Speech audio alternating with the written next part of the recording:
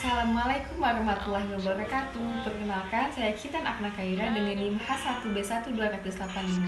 Di sini saya akan menjelaskan salah satu materi tentang budaya politik Indonesia, di mana materi yang akan saya jelaskan merupakan suatu tugas dalam pemenuhan tugas ujian akhir semester pada Prodi Ilmu Politik Fakultas Hukum Universitas Jambi.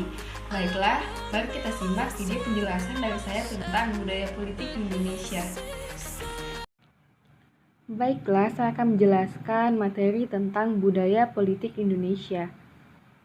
Yang pertama, kita akan mengetahui tentang apa itu budaya politik. Budaya politik terbentuk karena adanya sistem politik. Sebagai orientasi dalam budaya politik adalah sistem politik.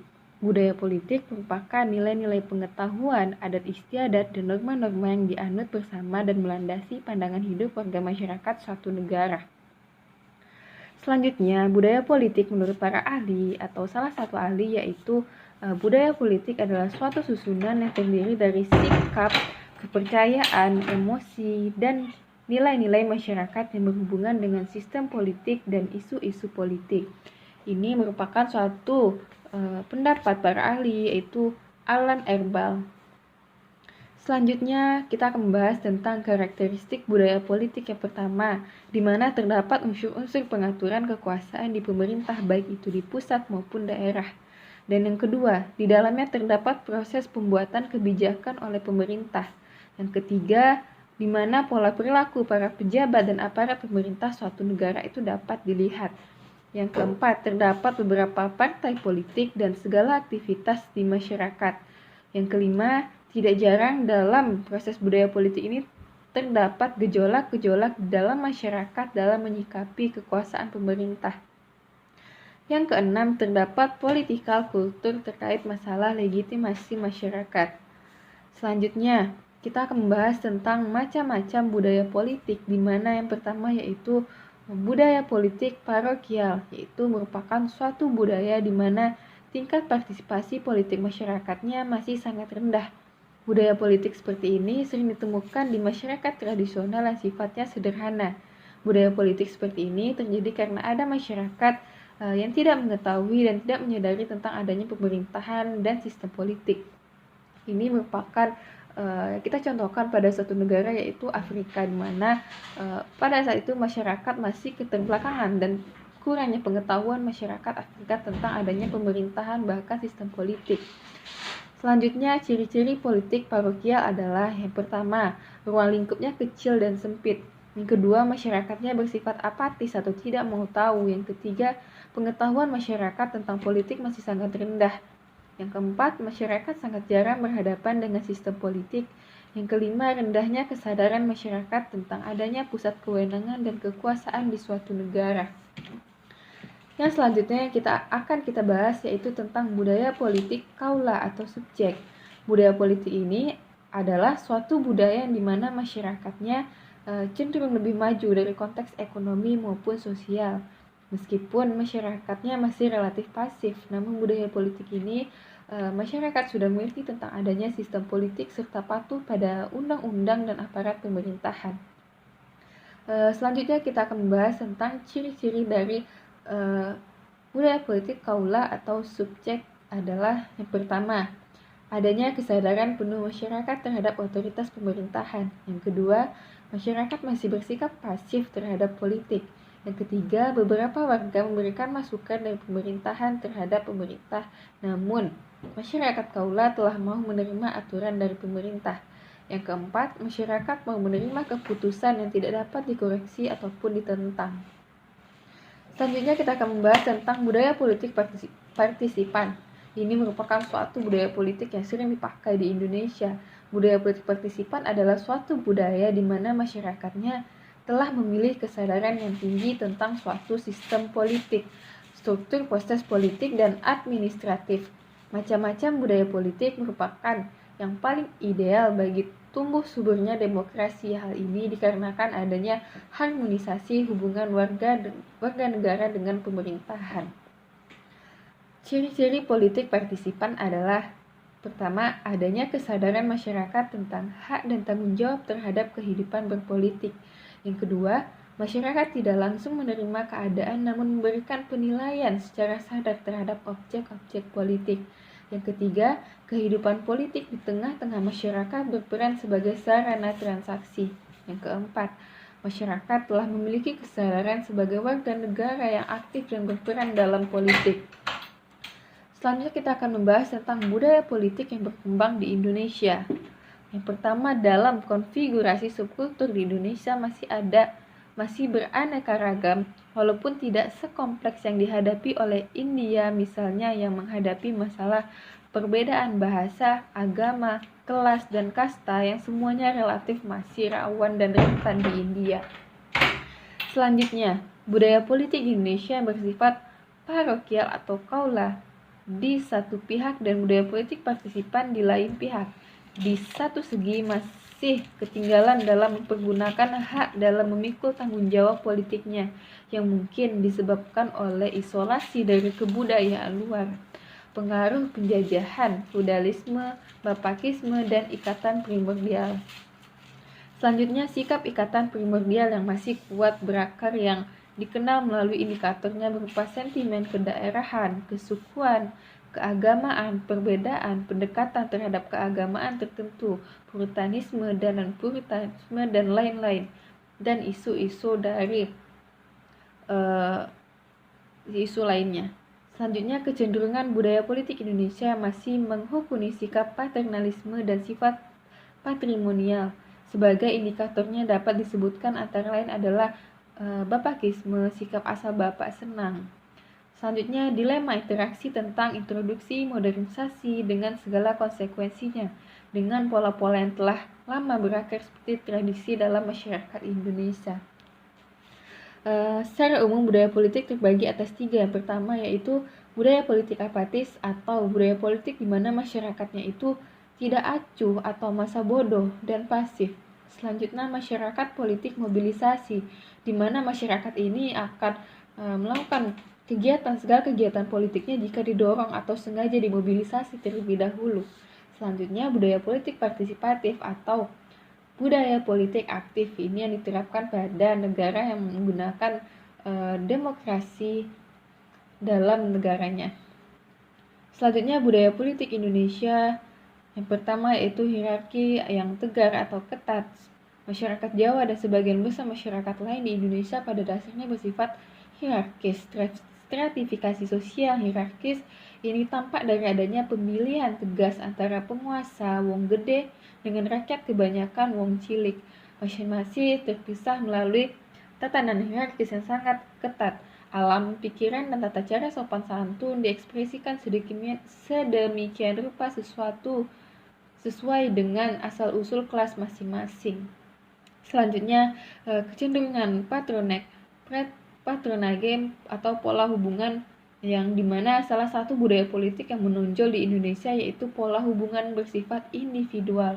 Dalam kehidupan politik, tumbuhnya budaya politik semacam ini tampak misalnya di kalangan pelaku politik. Mereka lebih memilih mencari dukungan di atas daripada menggali dukungan dari basisnya.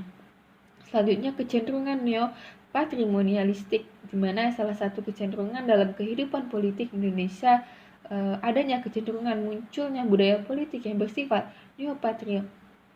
neopatrimonialistik, artinya meskipun memiliki atribut yang bersifat modern dan rasionalistik seperti birokrasi, namun perilaku negara masih memperlihatkan tradisi dan budaya politik yang berkarakter patrimonial. Selanjutnya kita akan membahas tentang masyarakat Indonesia yang pada umumnya melakukan budaya ini dalam kehidupan bernegara dan kehidupan bermasyarakat sehari-hari di Indonesia. Budaya pun sudah mengalami pembangunan antara parokial, kaula, dan partisipan. Pencampuran berbagai budaya tersebut disebabkan oleh beberapa faktor, yaitu keberagaman yang ada di masyarakat Indonesia. Yang kedua, adanya pengaruh dari budaya luar peninggalan zaman penjajahan, dari feudalisme, paternalistik, dan lain-lain. Yang ketiga, adanya sifat ikatan primordial di mana terdapat sentimen kedaerahan, kesukuan, dan keberagaman. Contoh budaya politik Indonesia yaitu ikut serta dalam pemilu bagi yang telah memenuhi syarat. Yang kedua, mengikuti kegiatan unjuk rasa secara damai dan tertib. Yang ketiga, ikut serta dalam forum masyarakat untuk menyampaikan pendapat dan aspirasi yang merupakan contoh dari budaya politik yang partisipatif dalam masyarakat Indonesia. Baiklah, kita akan mendapatkan sebuah kesimpulan di mana budaya politik merupakan pola perilaku suatu masyarakat dalam kehidupan bernegara, penyelenggaraan administrasi negara, politik pemerintahan, hukum, norma kebiasaan yang dihayati oleh seluruh anggota masyarakat setiap harinya. Budaya politik juga dapat diartikan sebagai suatu sistem nilai bersama suatu masyarakat yang memiliki kesadaran untuk berpartisipasi dalam mengambil keputusan yang kolektif dan penentuan kebijakan publik. Baiklah, setelah melihat penjelasan tentang budaya politik, di sini saya akan memberikan salah satu contoh dan saya akan memberikan kesimpulan beserta saran dalam salah satu kasus yang saya ambil tentang budaya politik, yaitu praktik money politik. Praktik money politik merupakan suatu praktik yang memperjualbelikan kedaulatan rakyat, terutama pada saat pemilu. Praktik money politik sudah bukan rahasia umum lagi terjadi. Praktik money politik terjadi karena ada kurangnya kesejahteraan masyarakat Indonesia pada bidang ekonomi. Hal ini membuat money politik itu sangat sulit untuk dihindari, terutama pada masyarakat tradisional atau masyarakat yang pemilih tradisional, dan mereka sangat kurang dalam pendidikan politik. Jadi cenderung mereka akan menerima jika diberi uang. Dan masyarakat Indonesia dalam berpikir rasional dan bila kita kaitkan dalam konteks budaya orang Indonesia, di mana masyarakat Indonesia akan menerima money politik dengan alibi tidak enak menolak pemberian dari seorang, dan itu yang terjadi pada saat pemilihan kepala desa di negeri Kecamatan 4 Nagari Bayang Utara, Kotorana. Ini yang terjadi pada desa tersebut, di mana jika diberi uang oleh sanak saudara atau dari orang yang sesuku, di sini menggunakan identitas politik dalam pemilu atau identitas politik, yang dimana identitas politik ini dilakukan untuk melancarkan segala praktik money politiknya. Jadi jika salah satu keluarga dari praktik money politik merupakan suatu hal yang sudah biasa kita temui pada saat pemilu, dan ini sudah dianggap sebagai suatu hal yang biasa dan masih diberi celah terhadap terjadinya praktik money politik, baik itu serangan subuh atau serangan fajar. Jadi lemahnya penegakan hukum terhadap hukuman terhadap para aktor atau para calon yang terindikasi money politik ini membuat bahwa money politik ini akan terus masuk pada saat pemilu dan terus terjadi pada saat adanya pemilu. Dan bahkan pada salah satu kasus saat pemilu di Kecamatan Bayang Utara itu, warga masyarakat mengetahui adanya praktik serangan fajar tersebut namun tidak berani untuk melapor. Hal ini disebabkan oleh beberapa indikator atau sebab akibatnya. Jadi masyarakat yang melapor ujung-ujungnya tidak akan sampai ke pidana. Jadi kasus itu hanya sampai di atas dan dibiarkan begitu saja, dan masyarakat yang sudah melapor nantinya akan diasingkan oleh para kandidat atau calon yang terpilih. Nantinya mereka tidak akan mendapatkan bantuan. Ini merupakan suatu ancaman yang akan diterima oleh masyarakat jika masyarakat berani melapor. Jadi hal ini yang menyebabkan kenapa money politik terus terjadi, karena masyarakat tersebut tidak berani untuk melapor, ataupun masyarakat tidak berani untuk menolak money politik itu sendiri. Mereka beranggapan jika mereka menerima uang sekarang, setidaknya mereka lebih untung daripada nantinya jika mereka memilih dan tidak akan dapat apa-apa. Jadi masyarakat dengan pikiran rasional mereka sudah tahu bahwa para calon kader yang memberikan uang, mereka tidak akan memberikan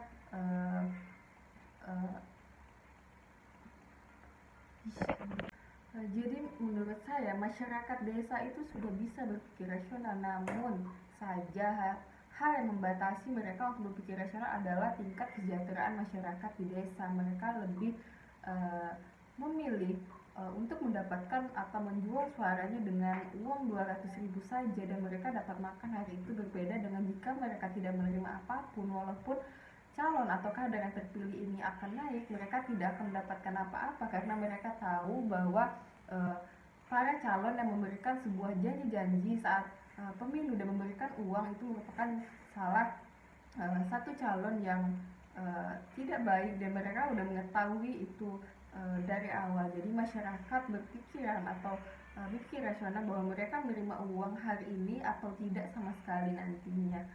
Begitulah realitas yang terjadi saat pemilihan kepala desa di desa Kotoranah.